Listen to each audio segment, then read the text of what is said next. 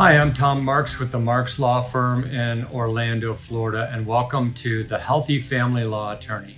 Today we're going to talk about the administrative order in the Ninth Judicial Circuit. So what is this?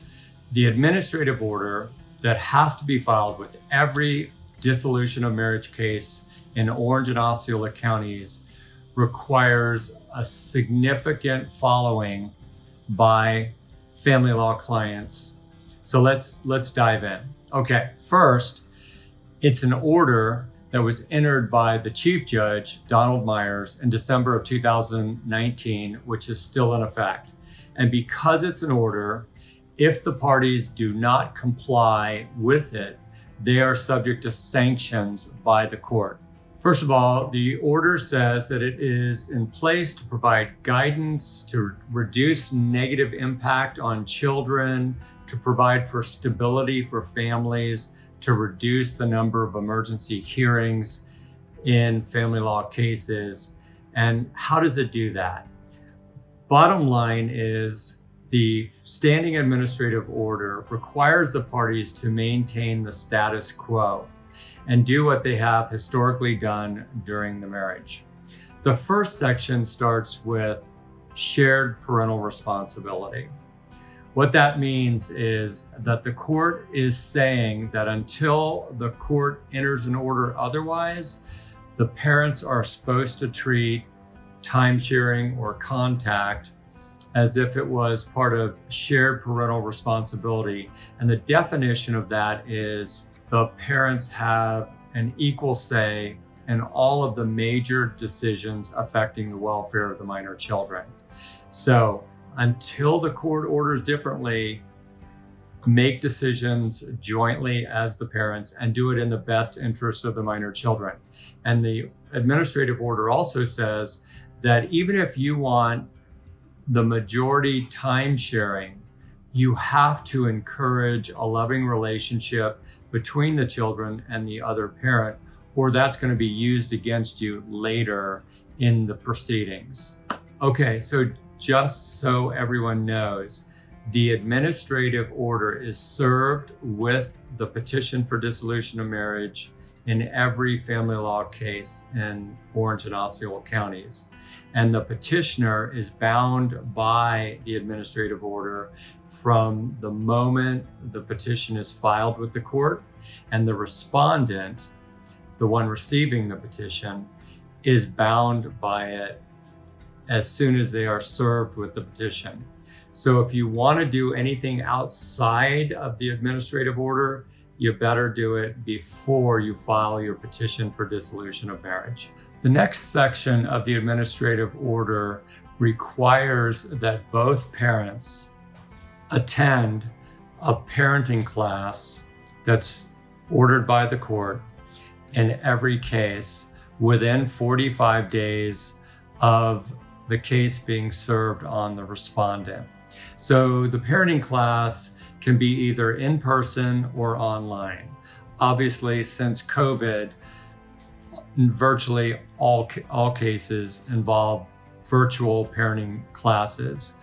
When COVID is over and relaxed and things are back, hopefully to normal, I always say that I think it's really important that you attend the parenting class in person, if at all possible. I know most people do attend it virtually, but it's a really important class, and I think you can get a lot more out of it if you do it in person. But if you're going to do it virtually, stay focused on it. I know some people that might do laundry or, I don't know, mow the lawn or something while the course is going on, but it's important to watch and it's required by the court. The next section involves the children's school location, their residence, and foreign travel. You can't change the children's place of residence outside of their school district until there's further order of the court. This administrative order says maintain the status quo, don't change the residence. You cannot travel out of the country with the minor children unless you have written consent of the other parent or you have a court order. Okay, and the kids have to stay in school. You can't pull them out of school. You can't pull them out of the daycare. The next section is involving child support. So child support is technically due from the date of separation of the parties. Oftentimes the date of separation may be the date of filing, so it would be that date. But many times the parties separate first and then file later.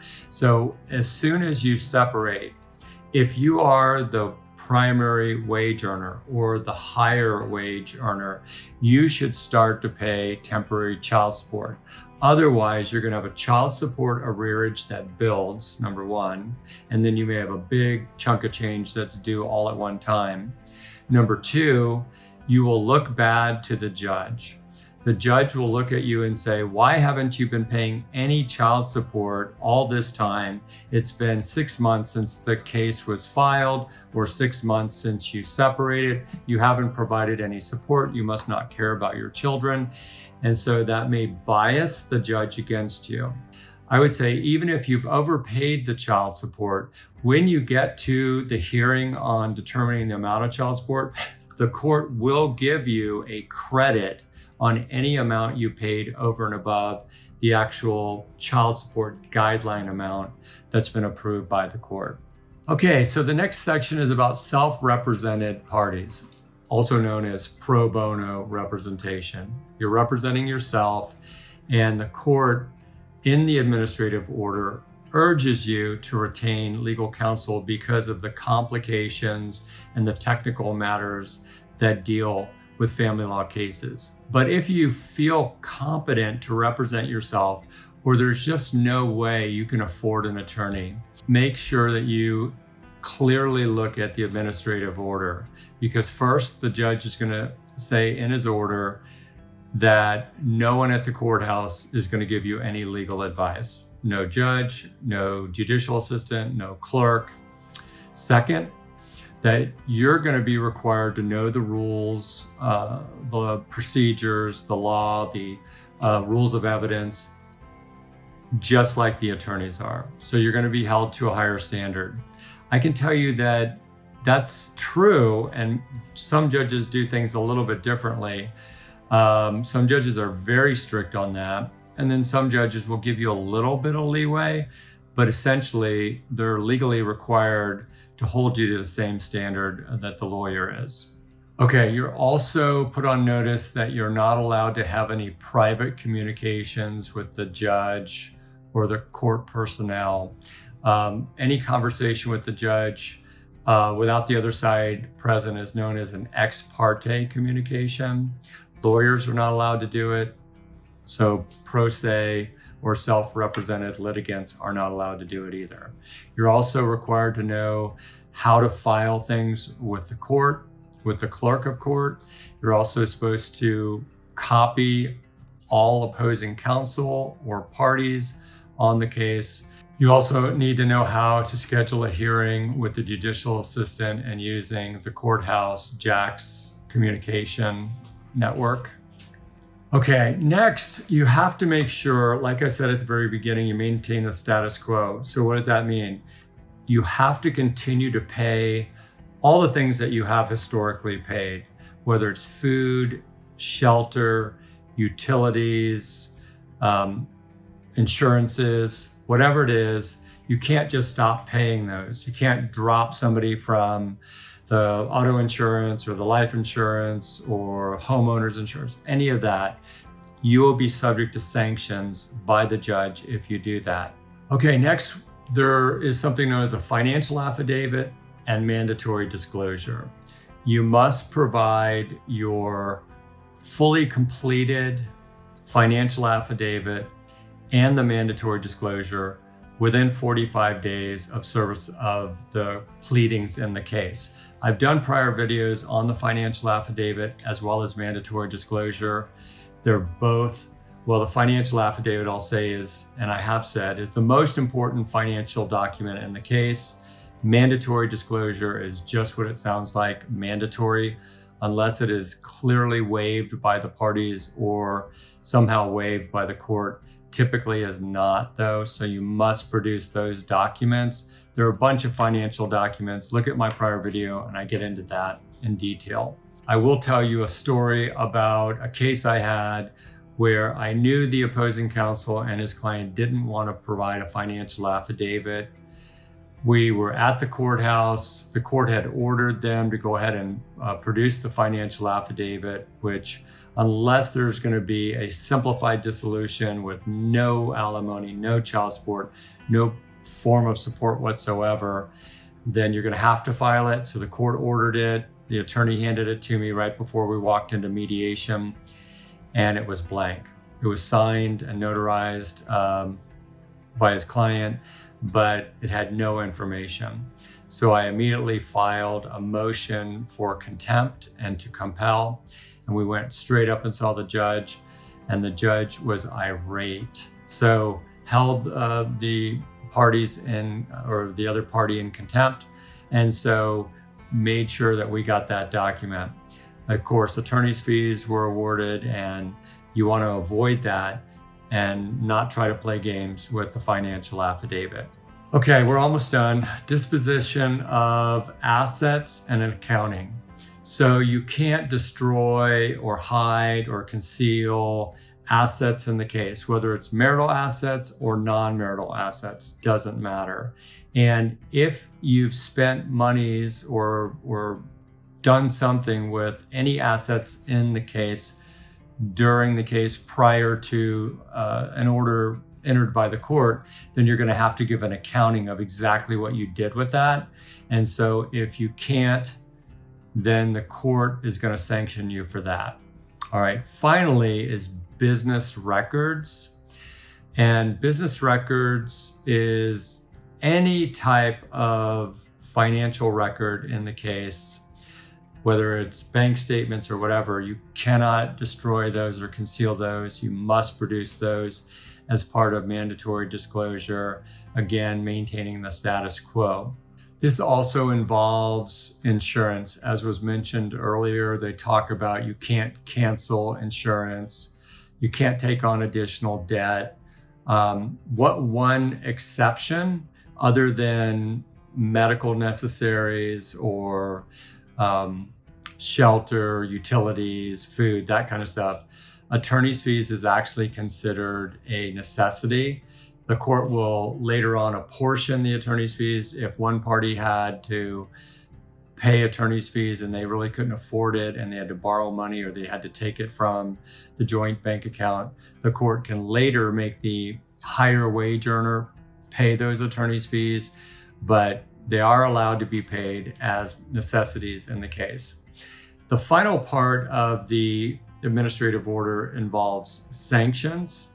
If either party fails to comply with any portion of the standing administrative order, they fail to produce documents in time per the requirements of the mandatory disclosure or to interrogatories, or fails to appear at a deposition, anything like that, the court's going to enter sanctions. One of the primary sanctions, of course, is attorney's fees will be awarded. However, I have been involved in cases where attorney's fees are awarded and then there's additional failure to comply with the administrative order, and the court can actually incarcerate, put the person in jail. And that I have heard judges say there's nothing better to correct bad behavior than to let someone spend the night at the Orange County Stockade. So nobody wants that to happen. So abide by the administrative order. A couple other real quick things. Mediation. The court, per the administrative order, is going to require you go to mediation before you attend a temporary relief hearing. And at that hearing is where you're going to be asking for temporary alimony, temporary child support, temporary attorney's fees, temporary exclusive use and possession of the marital home, things like that. So mediation has to happen first. The final thing regarding communications per the administrative order is that you have to have a meet and confer with the other side before you schedule a hearing.